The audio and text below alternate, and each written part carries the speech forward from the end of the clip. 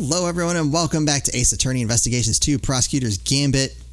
We've got this boxing guy. He says he was working out and an incident happened. I don't know if we believe him. Let's see what happens. Show finished right around 10 a.m. Tell me about that. What kind of show was it exactly? Depends on the day. They bring him in from outside, see? Singers, dancers, all kinds. Gives us cons a little something to look forward to. Nice, that sounds like fun. And then you went along to see today's show. Sure did. Can't miss a chance to get a glimpse of the outside world, now can I? Then it was over. What was this show, though? Did some training. What did this training involve? Let's see now. Today was stamina and rhythm work, which means jump rope.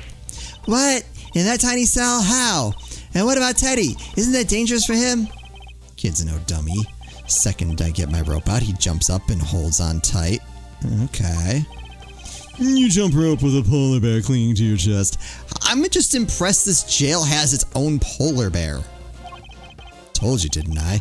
We're partners, and besides, a little extra weight's good for me. Anyway, I started jumping rope.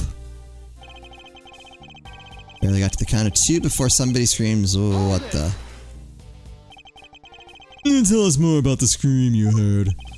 It was a scream of a guy about to scream his last, and I should know. Whoa there, good buddy. There's a time and place, you know? So it was clearly audible. Guy backed into a corner, fighting for his life. You ever hear something like that, boss? Well, I have, and yeah, it was clearly audible.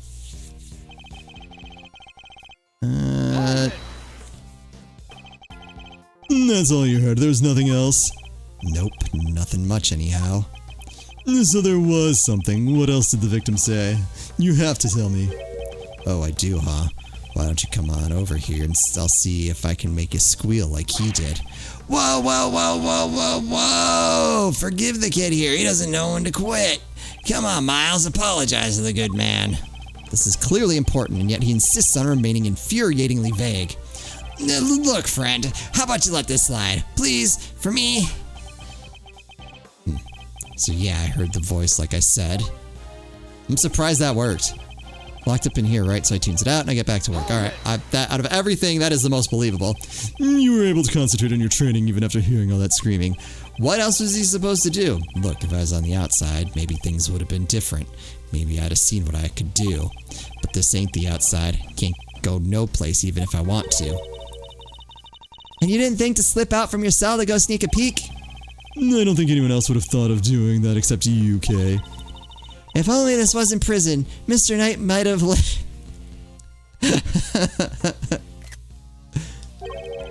I somehow doubt it. Frankly speaking, there was no saving him. What? But if somebody could have just gotten to him in time, they could have killed him in the first place. Mr. Carcerato is clearly lying. What I don't understand is why. Let's see what I can uncover by pointing out the contradiction in his testimony. What do I have? Building layout.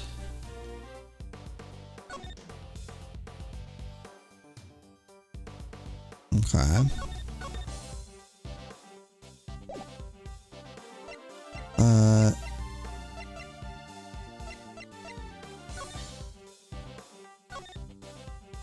Okay. I was like, would he be able to hear? Yeah, I mean, he's within, like, hearing range. Pocket chest set, folding. Rubber gloves.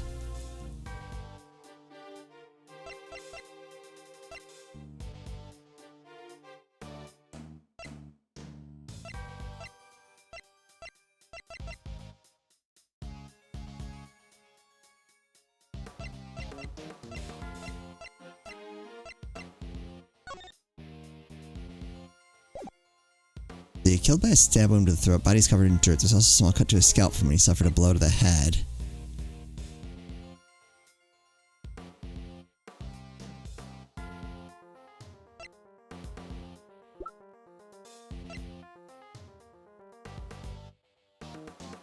Huh. Come back here, did me some training. Alright, I can't really refute that. Leastways I tried to. Barely got to the count of 2 before somebody screams, "What the?" Wait.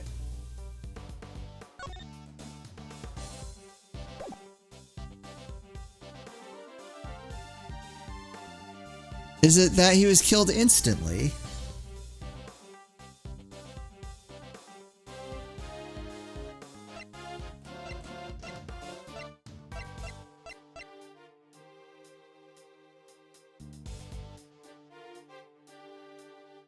A stab wound to the throat. So he, I don't think, was able to, was going to be screaming.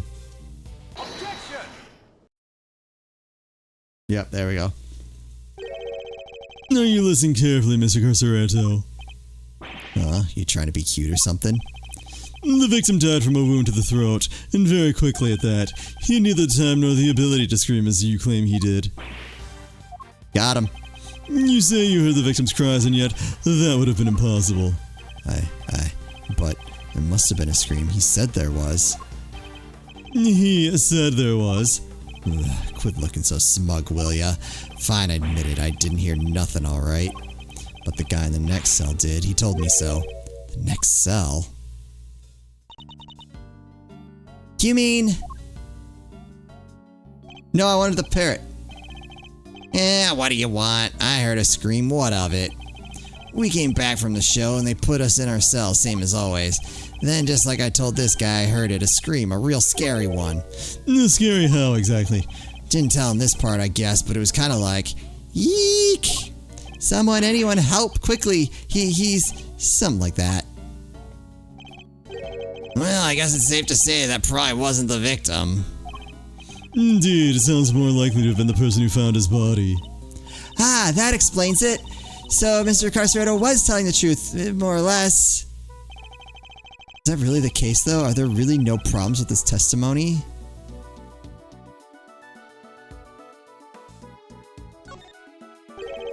I'm afraid a new problem has reared its head, namely, why didn't you hear the scream yourself, Mr. Carceretto? Yeah, what gives, pal?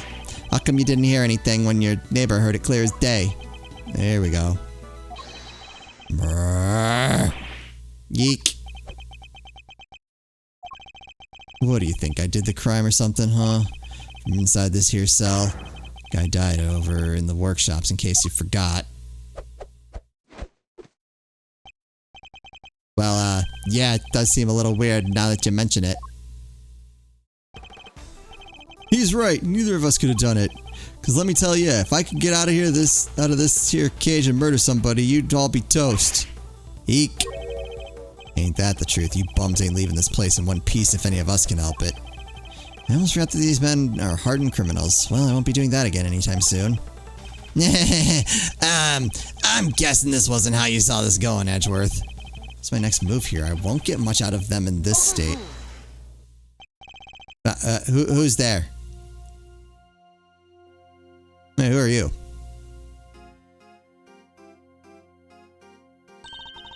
Order in the court. Who died and made you the boss of me, huh? Can't you see we're kind of busy here? Hush now. Silence is golden.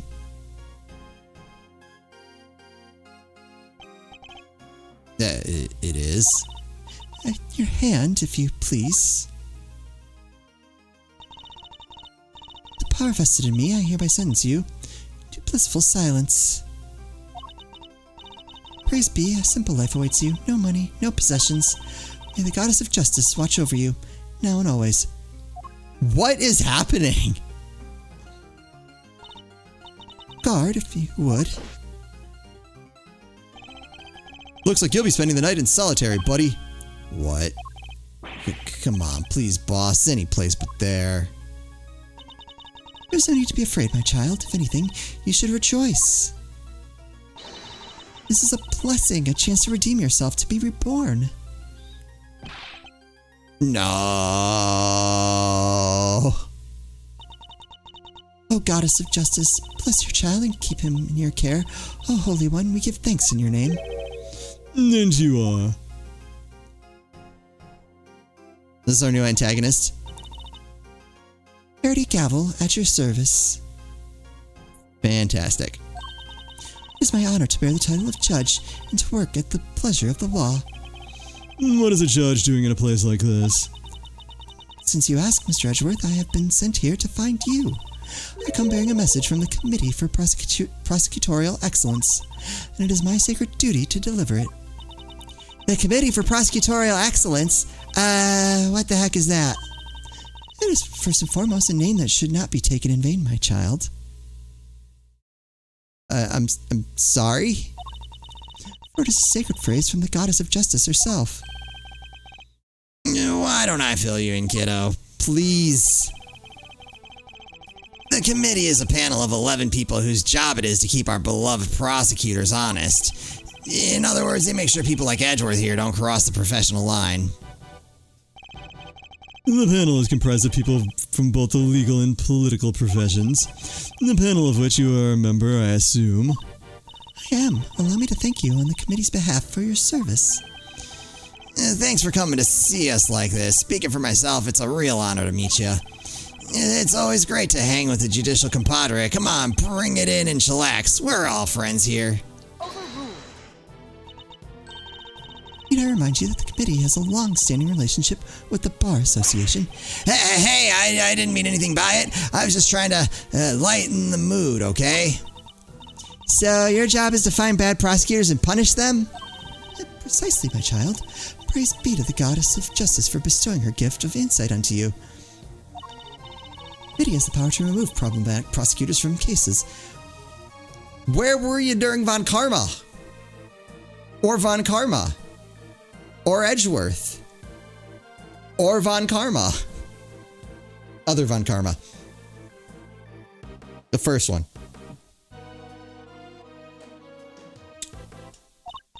And should a prosecutor truly unworthy of the should a prosecutor okay.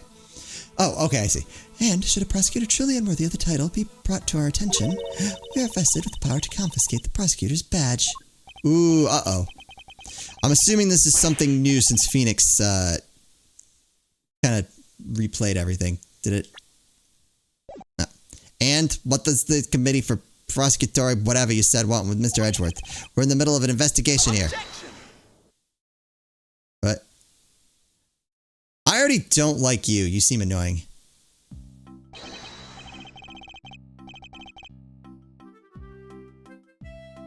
He needs the pompous voice.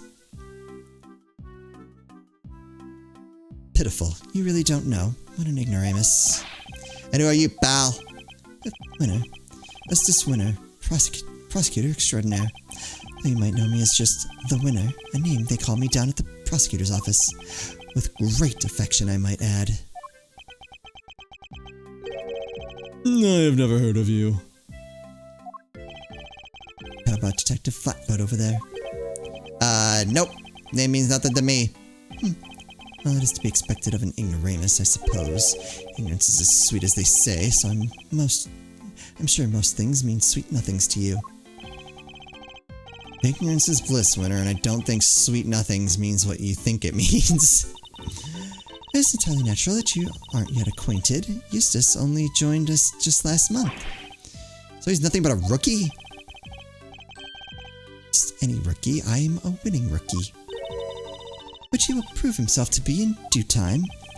Now let's cut to the chase. I'm here to clean up your mess, Edgeworth. What do you mean? What mess? I fear I know exactly what he means. The committee sending an envoy with a new prosecutor in tow. I suspect I know what you're getting at, Winner. But I'm going to need a few more details. Would you mind explaining, Judge Gavel? Very well, by the power vested in me by the goddess of justice, I hereby declare that in the matter of the incident at the presidential address and the murder of Mr. Bronco Knight, the committee hereby decrees that Prosecutor Edgeworth be relieved of his duties and replaced by Prosecutor Winner. Here ends the verdict. What? Mr. Edgeworth is off the case? Just like that? Judge Gavel, I believe I asked for an explanation. No explanation is required. The guilty verdict is in. The goddess has spoken and her judgment is final. What exactly have I done to warrant being taken off the case? Come now, Mr. Edgeworth. Claiming ignorance of your crimes will not serve to lessen your guilt. You boarded the presidential plane violating the principle of extraterritoriality, and while there, you performed an unsanctioned investigation and subjected a visiting foreign leader to questioning. You were one wrong move away from causing a major international incident. Ugh. You vastly overstep the authority of your office. To call it an abuse of power would be no understatement. Objection! I don't deny that I may have pushed the boundaries where certain rules were concerned, but there's also no denying that certain risks must be taken if one is to arrive at the truth. And I refuse to concede that my actions were inappropriate. Then what you are saying is, the ends justifies the means. Then rules can be freely ignored. It's a very dangerous way of thinking. Law is absolute. It is not to be bent to your whims. Forgive me, but not all of us believe as you do. Is that so? How unfortunate. Still, it changes nothing. Eesh. When a trial ends, the hammer falls. Be you defendant or attorney, even if the verdict seems irrational, nothing more can be done. And that is but to give thanks for the goddess of justice's divine grace. Unless you wish to appeal, to do so would be to risk your badge, of course. So they mean to take my badge if I don't play along? Whoa! Tough break, Edgeworth. You've accepted your fate. Good. Guards, if you would be so kind as to escort him out. Uh-oh. No, stop! What are you doing, Detective? I'm in charge now. Here now, so you'll do as I say and move out of the way. What? You're not the boss of me. Luckily for you, Flatfoot, that's exactly what I am. They're holding all the cards here. I don't stand a chance. Detective Gumshoe, do as Mr. Winter says. But, sir. Judge Gavel. Yes, Mr. Edgeworth. The committee's decision is beyond irrational, so yes, I do plan to appeal. You haven't heard of the last of this. Noted. Until we meet again, then. Let's go, Kay. We're leaving. Right. No, and remember, you know who will be getting a full report on all of this. I don't understand what just happened. Oh, alright. Yes, I will save my progress. Which probably would be a good place to leave it, but we'll stick this out. I know last one was a little short, so we'll stick this one out just a little bit longer. It's hard when they give you like those natural breakpoints. But I'm not ready yet. I still can't believe what happened yesterday. It was terrible, the way those two treated you. Cut to the chase. I'm here to clean up your mess. Yep, got it. Weird judge.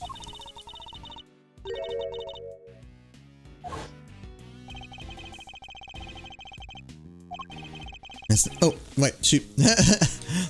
Judge Gavel and Mr. Winter certainly didn't mince their words. But that's not what concerns me right now. I'm more worried about the committee's reasons for doing what they did. Because you're getting too close to something. That's always the answer. And what they might do next, I suspect it won't be good. Earth to Mr. Edgeworth, are you listening to me? Oh, yes, of course. So this is it? You're giving up on the Bronco Knight case? No, I have no intention of doing any such thing. To walk away from the case would be to tacitly accept the committee's decision. The only problem is that I don't have the authority to continue investigating. Isn't that what we have a Gumshoe for? Yes, what is it, Detective? There we go. I've got some bad news, sir. We're down at the precinct is. They just arrested somebody for Knight's murder. What? Do you know who it is? No, but I heard they're being held in the detention center. Maybe you could go talk to whoever it is. Good idea. Let's get down there, Mr. Edgeworth. You're not the authority to investigate. Surely I can still pay a suspect an innocent visit. Alright, we're on our way. Me too. I'll see you there, sir. But won't you be missed, Detective? Nah, everyone's busy in the prison going over the crime scene anyway. Good, then we'll see you shortly. Yes, sir.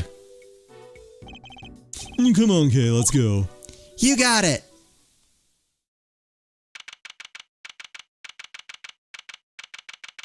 Pension center, visitors room. Okay. Still no sign of them, huh? Indeed. Wait, this is just like last time. Please don't tempt fate like that. That would... double murder? That would be... Oh, wait. No, I can't. I just can't. Sure you can. I told you. It's just a pair of visitors. Am I right? Sounds like someone really doesn't want to see us. Oh. No. Just talk with them, please.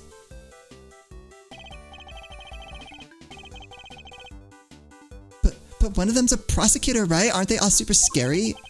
All they do is stare at you right into your soul. No, you must be the suspect in the... Eek. See, I told you.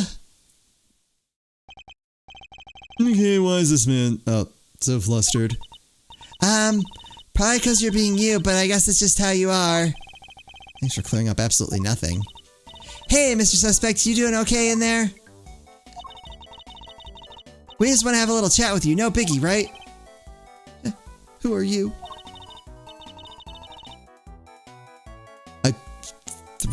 I did not think that was a guy. I'm Kay Faraday, Mr. Edgeworth's trusty sidekick. I think it's the hair. It's just a part-time gig while I take a break from my real job, though. Funny, I don't recall ever employing you. And that's Mr. Edgeworth. He is a prosecutor, but he's not going to stare a hole into your soul or anything. Oh, please. I mean, he probably wasn't thinking that, but he is now. But really? Really? Really? Eek. Yeah, anyway, can you first please tell us your name? It's Saint. Simon Saint. Simon Saint. Thinking like Simon Says. Well, nice to meet you, Simon. You can call me Kay. Everyone else does. Prosecutor Miles Edgeworth, I'd like to ask you a few questions if I may. Please, Simon, we're trying to help you, I promise. Really? Thanks, Kate. Sounds like we might finally get some answers at least. Alright, tell me about yourself. Perhaps you could start by telling us a little about yourself. Who, me? But why would anyone want to know anything about me? I'm boring. I'm nothing. I'm a nobody. Do you have a job? Oh, well, it's not. It's hardly worth mentioning, really. I'm your average corporate pencil pusher, just like everybody else, honest. This is going to take a while. Alright. About you and Mr. Knight. Yeah, why do they suspect you? Just when I thought we were making progress. Okay. So, Simon, did you know Mr. Knight? Come on, you can tell me. Bronco, yeah, I knew him. He was... We were friends. Interesting. I wonder if he knew that Knight had been arrested. And, did you know Mr. Knight had been arrested? Yeah, I even came to visit him. He came to see Knight? I wonder when that would have been. And when was that, Simon? It was the day before yesterday, around lunchtime. I came as soon as I got the call from the cops. The police called him? Why? How come the police called you? They said Bronco asked them to, that he needed a favor. A favor? Uh-huh, he wanted me to bring him his chess set, the pocket-sized one. So I went by his place and then I came here. A chess set? That's right. A chess set? Is it just me, or is she getting better at stealing my thoughts? You do know everything you think is written all over your face, Mr. Edgeworth. Yeah, I'm not a mind reader, just an expression reader. Amazing, right? Don't you just love having a sidekick as helpful as me? Have you read what my next move is going to be? I sure have. There's something you want to show Simon. Indeed, let's present it to him and see what he has to say about it. Present this. So this chess set. Oh, that's the one I brought for Bronco. Well, that settles that at least. It belonged to Knight and was brought to him at his request by Saint. Okay. We found it next to Mr. Knight. He always had to have a chessboard somewhere nearby. I'm not surprised he had it with him when he Simon, you and Mr. Knight, you were very close, weren't you? Yeah, we were best friends. At least I thought we were, but I guess I was wrong about that. Wait, what? What do you mean? If I knew him so well, why was it such a shock for me to find out he'd been killed? He had killed someone. It's not easy discovering that someone you're close to has committed a terrible crime. It's a very bitter pill to swallow indeed. How could it all have ended like this? I could never have imagined something so awful. Something's not right here, Mr. Edgeworth. There's just no way Simon murdered Mr. Knight. Yes, he certainly doesn't seem to have an obvious motive. Then again, he wouldn't have been arrested for no reason either. I wonder what grounds they had for doing so. Why were you arrested, Mr. Saint? Oh. I just don't get it. Why won't he talk to me? I don't know. Honestly, I don't. Well, he answered you, Mr. Edgeworth. I guess he's not scared of you anymore. Thank goodness for small miracles. The cops burst into my house this morning out of nowhere, and before I knew it, I was here. These policemen, was there a prosecutor with them? Yes, some kid named DeWinter or something. Rookie, I thought as much. So, did they interrogate you? What? I'm going to be interrogated by the cops? Well, yeah, I mean, you've been arrested. You're a suspect now. No. Well, the detectives shot at me and threatened me, and there are always these hulking guys, right, who get in your face and force you to... Detective Dick Gumshoe reporting for duty. Geek. See, I told you. Please don't hurt me. Please don't crush me with those huge arms. No, please, I'm calling the cops.